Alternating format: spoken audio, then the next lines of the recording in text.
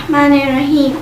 मुबाहला यानी बातिल अक़ीदा रखने वालों पर अल्लाह की जानिब से लानत करना, अज़ाब और नाबूदी की दरख्वास्त करना। मुबाहला इस्लाम की सच्चाई और हकीकत की दलील है। इसलिए जब ईसाई हमारे नबी अकरम सल्लल्लाहु अलैहि वसल्लम से बहुत दिनों तक बहस और मुबाहिसा करने के बाद भी उनकी नबूवत और इस्लाम की सच्चाई को मानने से मना कर दिया था, तो उनसे मुबाहला करने के लिए कहा गया।